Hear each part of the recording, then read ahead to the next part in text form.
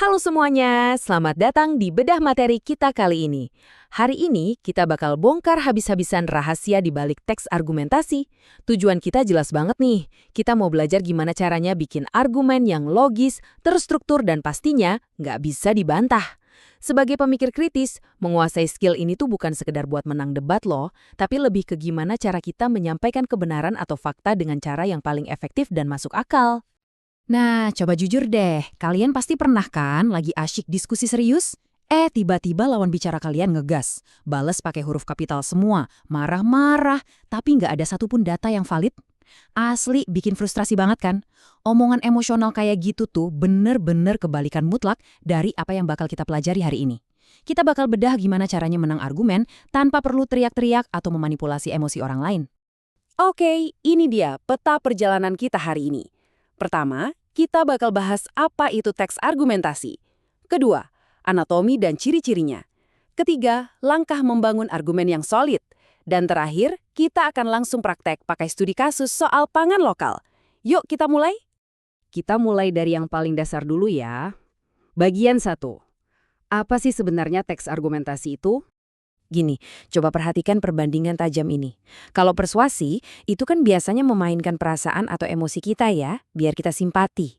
Nah, argumentasi tuh beda banget. Argumentasi itu murni, 100% digerakkan oleh logika dan fakta. Kalian nggak perlu memohon-mohon supaya orang setuju. Kalian cukup menyajikan fakta-fakta yang solid, sampai akal sehat pembaca secara otomatis sejalan dengan kalian. Terus, gimana sih bentuk aslinya saat dibangun? Kita masuk ke bagian 2, anatomi dan ciri-cirinya. Semuanya tuh bermula dari sini. Tesis. Letaknya ada di paling awal, alias bagian pendahuluan. Ini ibarat titik jangkar yang sangat krusial buat keseluruhan tulisan kalian. Disinilah kalian meletakkan pandangan awal atau memaparkan masalahnya. Tugas utamanya cuma satu, menarik perhatian pembaca di detik pertama. Kalian seolah-olah bilang ke mereka, perhatiin nih, ini masalah yang penting banget dan di sini posisi saya.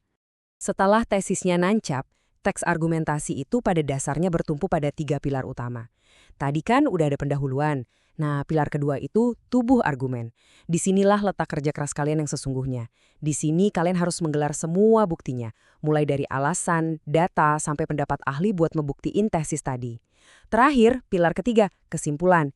Ini bukan sekadar penutup biasa loh, tapi ringkasan padat yang menegaskan ulang kalau semua logika kalian itu saling mengikat dan terbukti benar. Nah, buat ketiga pilar tadi, ada 4 aturan emas yang mutlak harus diikutin. Pertama, harus objektif.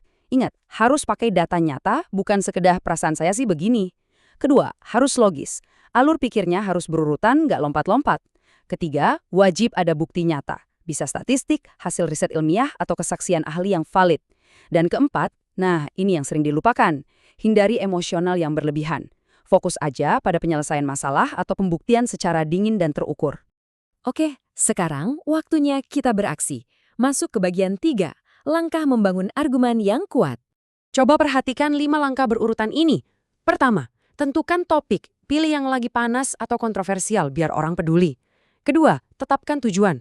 Apa spesifiknya yang mau kalian ubah dari pikiran pembaca? Ketiga, mulai riset dan kumpulkan data. Cari sumber terpercaya kayak jurnal atau data resmi, jangan asal comot dari internet ya. Keempat, susun kerangka buat memetakan poin utamanya. Dan langkah terakhir, kembangkan teksnya.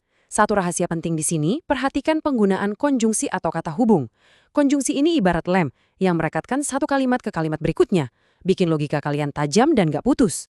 Belajar teori doang? Pasti kurang nendang kan kalau nggak lihat aksinya? Yuk kita terapkan di bagian 4, studi kasus diversifikasi pangan lokal.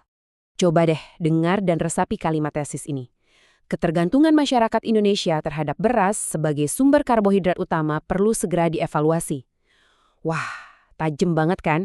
Cuma lewat satu kalimat, penulisnya langsung menetapkan sebuah masalah dengan pertaruhan yang sangat besar. Mereka langsung menekankan kalau kita cuma bergantung pada satu jenis pangan aja, ketahanan nasional kita bakal rentan. Pendahuluan ini berfungsi sempurna, langsung mencengkeram perhatian kita. Terus, lihat gimana bagian tubuh argumen mengeksekusi janji dari tesis tadi pakai data yang objektif. Di satu sisi, ketergantungan sama beras itu terbukti rentan karena gagal panen atau lonjakan harga global. Tapi solusinya nyata, Indonesia itu kaya banget sama pangan lokal kayak sagu, jagung, dan ubi kayu. Menariknya, teks ini pakai referensi yang kuat. Menurut data Kementan, potensi lahan kita buat tanaman selain padi itu masih luas banget. Faktual kan? Penulis juga menambahkan fakta medis loh. Ternyata indeks glikemik jagung dan ubi itu lebih rendah, jadi ampuh mencegah diabetes. Ini pembuktian yang mutlak tanpa emosi, murni pakai logika dan data. Jadi, poin krusialnya begini. Setelah semua rentetan data medis dan agrikultur tadi, penulis merangkumnya lewat kesimpulan yang kokoh banget. Diversifikasi pangan bukan hanya soal kenyang, tapi soal kemandirian bangsa dan kesehatan jangka panjang. Kalimat ini mengikat keseluruhan struktur tulisan tadi, penegasan ulang yang dikasih bobot kuat oleh semua data di belakangnya. Bener-bener cara yang sempurna buat meninggalkan dampak logis di benak pembaca.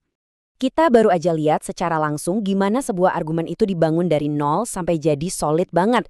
Berubah dari sekedar omelan kemarahan jadi sebuah presentasi fakta dan struktur logika yang mematikan. Nah, sekarang skill ini udah ada di tangan kalian nih. Coba deh lihat sekeliling dan pikirkan pertanyaan ini. Kebiasaan sehari-hari apa lagi sih di masyarakat kita yang secara logis bisa kalian argumenkan harus kita ubah mulai hari ini juga? Kumpulkan data kalian, susun kerangkanya, dan buatlah argumen yang tak terbantahkan. Terima kasih udah ikut bedah materi kita hari ini. Teruslah mengamati, tetap berpikir kritis, dan sampai jumpa di pembahasan selanjutnya.